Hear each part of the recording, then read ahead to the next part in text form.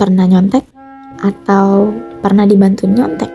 Di kelas menyontek dianggap sebagai hal kecil dan kadang-kadang wajar. Halo semuanya, perkenalkan nama saya Siti Numaisari Sabila. Menyontek masih dianggap hal yang wajar di lingkungan sekolah. Banyak siswa melihat menyontek sebagai cara cepat mendapatkan nilai tinggi, mengatasi kesulitan belajar, atau mengikuti tekanan teman. Sistem pendidikan yang menekankan nilai akademik membuat siswa tertekan dan mencari jalan pintas. Pengawasan guru yang lemah membuat menyontek semakin dinormalisasikan.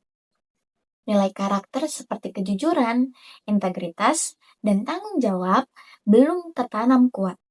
Fenomena ini menunjukkan pentingnya penguatan pendidikan karakter secara konsisten di lingkungan sekolah. Mari kita masuk ke pembahasan kasusnya, teman-teman. Di sini ada deskripsi kasus, normalisasi menyontek di kelas 10 MIPA.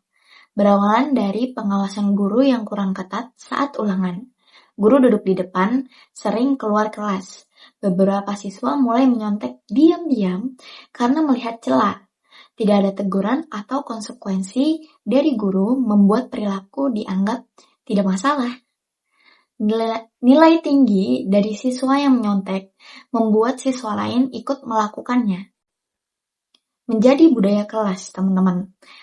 Aksi individu berubah menjadi perilaku kolektif. Kekompakan kelas justru mengarah pada kerjasama tidak etis atau misdirected solidarity. Ada pembagian tugas, seperti membuat catatan, mencari jawaban, menyebarkan jawaban, dan memberikan kode. Tekanan sosial kuat ketika siswa yang jujur dianggap tidak kompak atau pelit. Kemudian, norma moral bergeser membuat menyontek dianggap benar, kejujuran dianggap aneh. Penyebab normalisasi. Guru tidak memberikan pengawasan dan sanksi yang tegas, dan menyontek dianggap lumrah juga oleh guru. Nilai karakter yang tidak dibiasakan sejak awal, sehingga muncul tekanan teman sebaya yang menyebabkan siswa jujur merasa sendirian. Tidak adanya kontrol moral membuat perilaku curang menjadi budaya. Ada lagi inti permasalahannya di sini, teman-teman.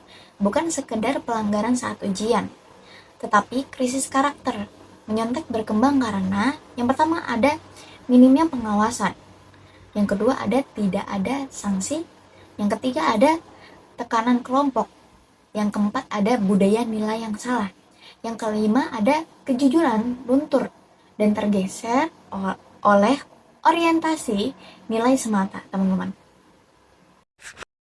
Halo, saya Sakarayu Agustina Damayanti dengan NIM 211242109. Selanjutnya, saya akan menjelaskan tentang teori Thomas Likona.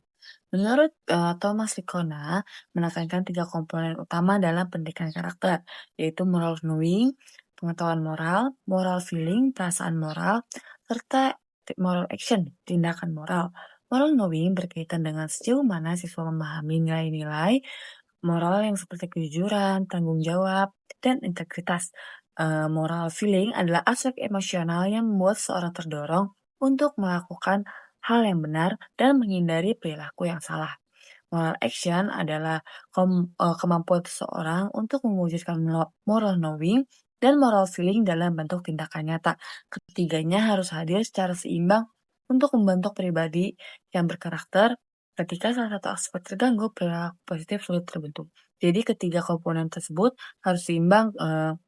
Jika salah satunya itu nggak seimbang, maka aspek itu bakal terganggu. Salah satunya perilaku positifnya itu sulit terbentuk. Terkaitan teori dengan kasus. Yang pertama adalah moral knowing, pengetahuan moral. Yang pertama itu siswa kurang memahami bahwa menyontek adalah bentuk ketidakjujuran akademik. Kedua, lingkungan kelas membuat mereka menganggap penyontek sebagai hal normal. Ketiga, siswa melakukan rasionalisasi seperti materi susah atau yang penting lulus. Jadi dalam moral knowing ini, siswa itu menganggap nyontek itu hal biasa. Jadi kayak siswa juga melakukan rasionalisme atau alasan ya seperti, materinya susah atau yang penting lulus. Padahal menyontek itu adalah salah satu, ketidakjujuran dalam hal akademik. Nah, selanjutnya itu ada moral action, yaitu tindakan moral yang ada 4. Yang pertama, nilai kejujuran hilang karena fokus hanya pada hasil nilai. Yang kedua, disiplin dan kerja keras menurun karena menyontek menjadi solusi instan. Yang ketiga, tanggung jawab pribadi lemah karena nilai tidak mencerminkan kemampuan. Yang terakhir, nilai gotong royong berubah menjadi solusi untuk menutupi ketidakjujuran. Di sini ada poin nilai kejujuran hilang karena fokus hanya pada hasil nilai. Jadi banyak siswa yang menyontek itu atau mengerjakan tugas hanya fokus pada nilai tanpa melihat kejujurannya dan kedisiplinannya dalam mengerjakan soal. Nah, dari hal-hal tersebut, ada dampaknya dalam jangka pendek dan jangka panjang. Pertama, jangka pendek itu pemahaman materi tidak optimal. Kedua, budaya kelas tidak sehat dan tidak adil. Ketiga, ketergantungan pada contekan meningkat.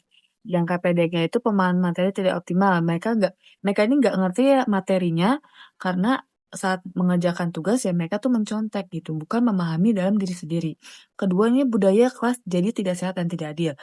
Budaya kelasnya jadi nggak sehat lingkungannya karena menganggap penyuntik itu hal biasa. Dan ketiga, ketergantungan pada contekan meningkat. Para siswa ini mmm, tergantungan dalam mengerjakan tugas itu ya ketergantungan dalam contekan. Jadi mereka saling mencontek tanpa berpikir sendiri gitu. Nah, yang kedua itu ada jangka panjang. Ya, jangka panjangnya itu yang pertama kebiasaan tidak jujur terbawa ke dunia kerja. Ini benar banget.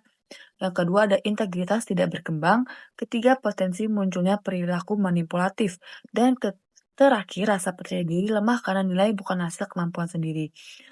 Poin terakhir ini rasa percaya diri lemah karena nilai bukan hasil dari kemampuan sendiri. Ya, ini benar banget ya teman-teman, dalam mencontek itu kita nggak yakin, jadi nggak yakin sama jawaban kita. Karena apa? Karena kita tuh udah terbiasa dalam mencontek. Jadi kalau kita ngejawab sendiri juga, kita tuh nggak yakin, kita ragu, "Ini benar nggak ya jawaban saya?" Karena udah terbiasa mencontek, hal-hal yang dalam diri kita sendiri yang ngebuat itu diragukan. Karena hal sudah terbiasa dalam mencontek.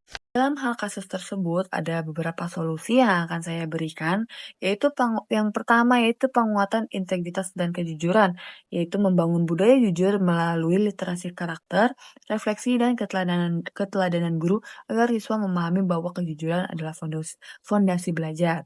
Yang kedua, membangun budaya akademik sehat. Pembelajaran difokuskan pada proses lewat proyek, diskusi, dan PBL sehingga siswa memahami materi dan tidak bergantung pada menyontek. Ketiga, reformulasi sistem evaluasi. Evaluasi dibuat lebih variatif seperti portofolio, presentasi, dan penilaian proyek untuk mengurangi tekanan ujian dan meningkatkan kejujuran. Ada konseling dan pembinaan, yaitu guru BK membantu siswa mengatasi kecemasan, tekanan nilai, dan kendala belajar, sehingga perilaku menyontek dapat dicegah dari akarnya. Yang terakhir itu ada kolaborasi sekolah dan orang tua, kerjasama rutin untuk menanamkan nilai integritas di rumah dan sekolah, memastikan karakter berkembang lebih konsisten daripada sekadar mengajar nilai.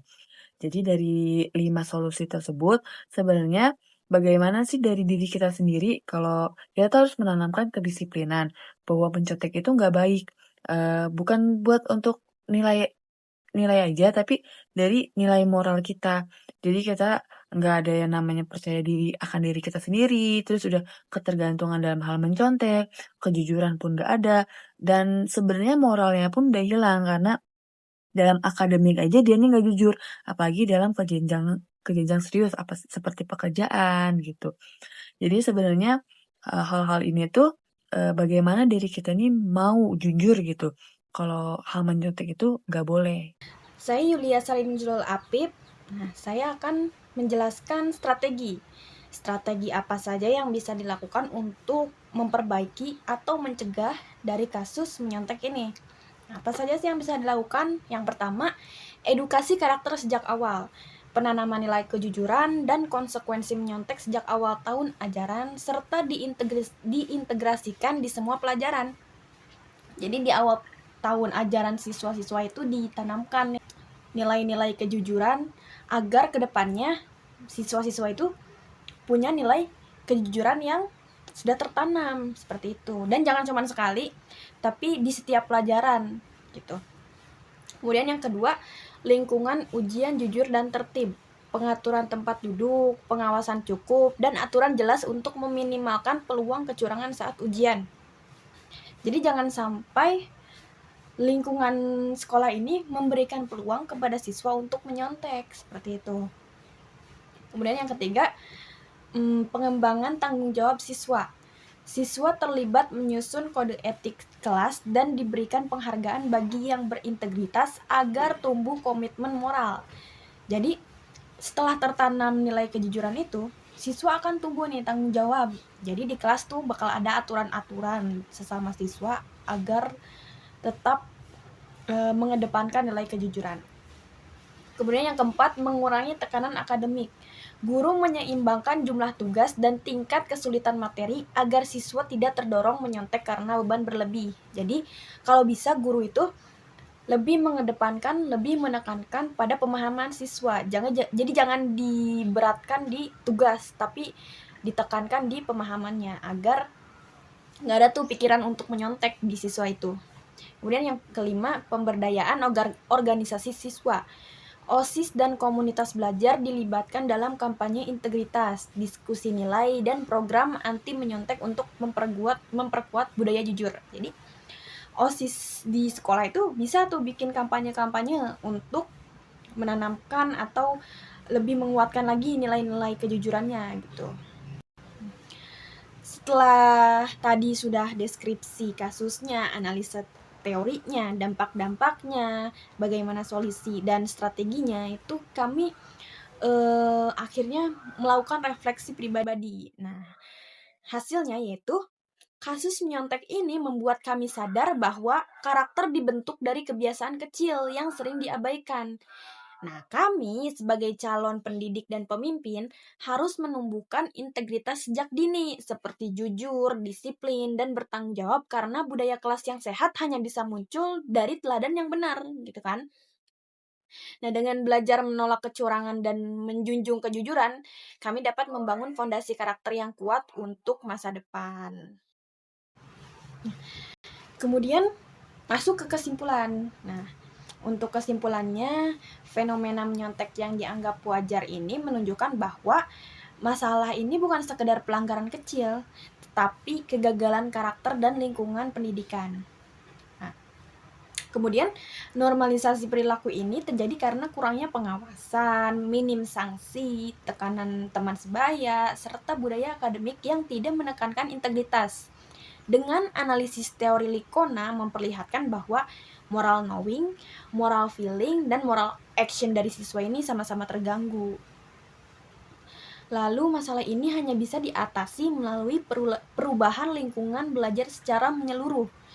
Penguatan nilai integritas, budaya akademik yang sehat, evaluasi yang lebih humanis, pendampingan konseling, serta kolaborasi antara guru dengan orang tua.